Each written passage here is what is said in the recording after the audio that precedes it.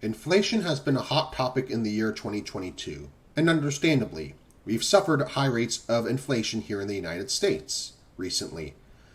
But I have problems with the way the discourse surrounding inflation has gone about. So, inflation was steady until March, April, and May of 2021 when it started climbing. Because of that, people have blamed Joe Biden for the inflation. They say that his spending and stimulus has created the inflation.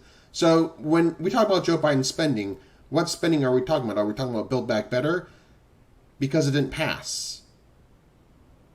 Build Back Better didn't pass.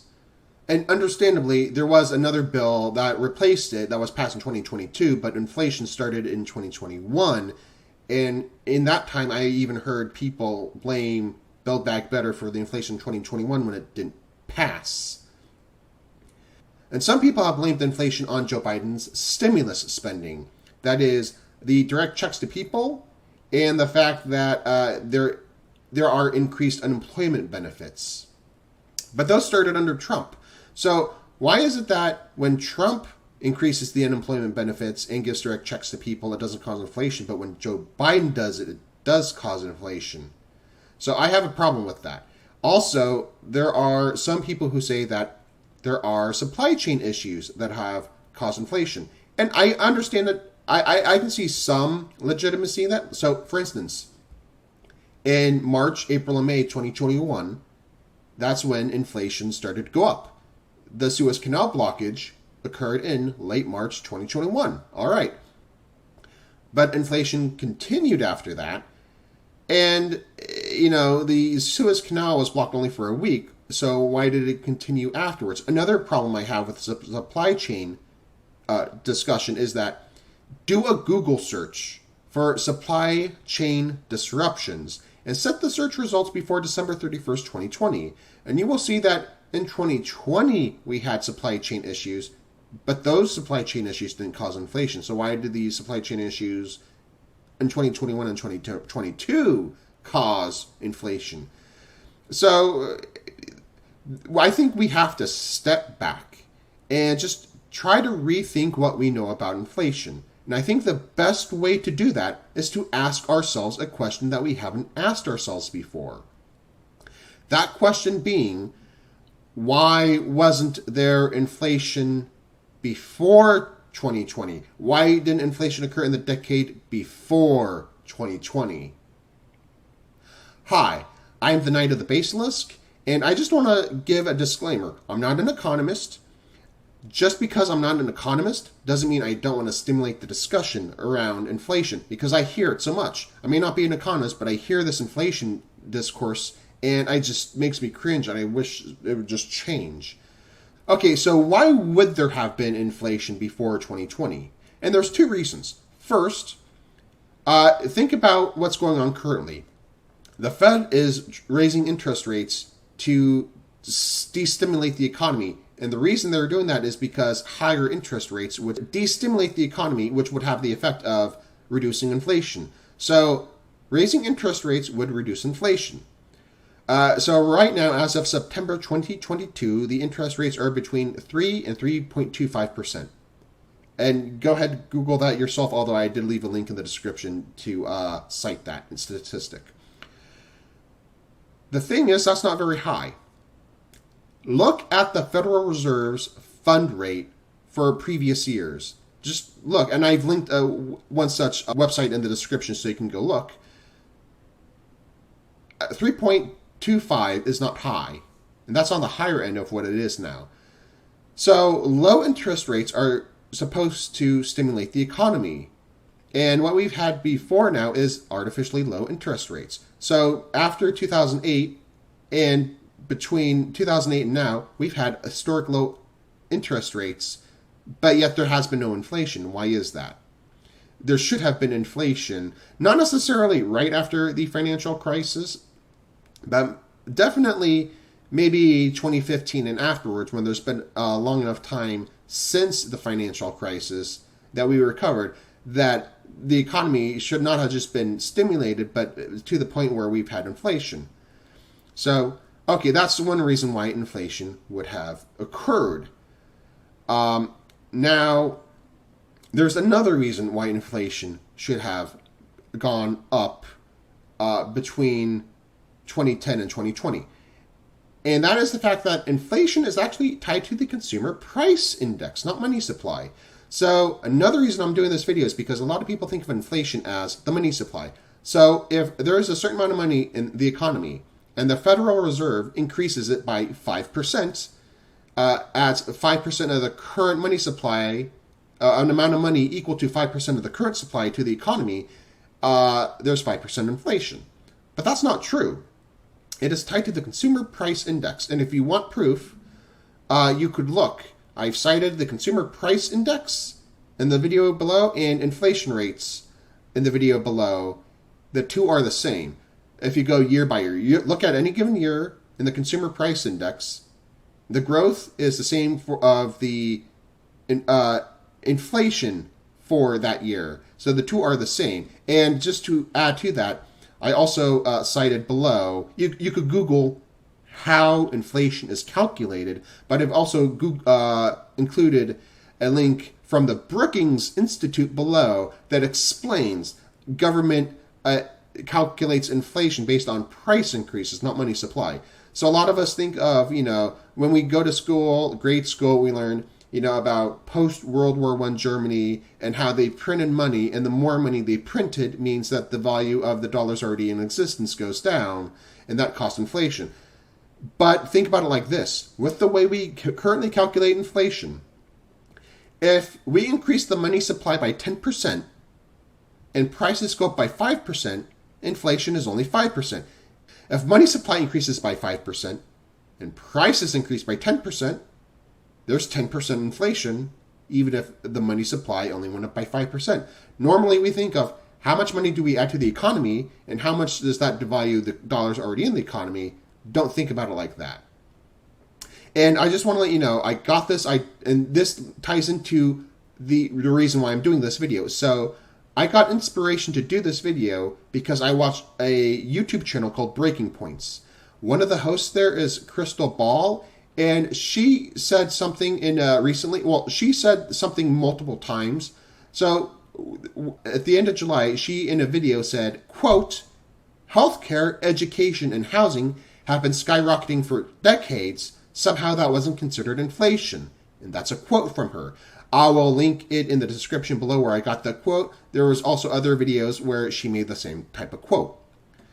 But basically, she's right. So certain things have been skyrocketing for decades. The prices of them have been skyrocketing for decades. There should have been inflation for decades, or at least in the decade, at least before 2020. But inflation was historically low. So why is that? So the reason why I want to ask the question, why wasn't there inflation in the decade before 2020, is just to let us understand what we don't know about inflation. So there's certain simplified things we think about inflation, and it doesn't reflect the reality, such as inflation being tied to consumer price index rather than money supply, which a lot of us think is tied to the money. So that's what we're taught in school. It's about the money supply. Because, again, we are taught about inflation in terms of post-World War I Germany. So that's one reason why I want us to ask the question, and why it helps, us asking the question, why wasn't there inflation before 2020? It shows us what we don't know, so we can better answer the question, why is there inflation today? But there is a second reason why I want to ask that question, and it goes back to my previous video. Previously, I did a video where I described a phenomenon called household budgetary deflation. So that video goes back to what Krystal said. She said, certain things have been increasing for decades. Why wasn't that inflation? In that video that I did, my previous video on this channel, I did a video about how people are having trouble balancing their budgets because they have less discretionary spending.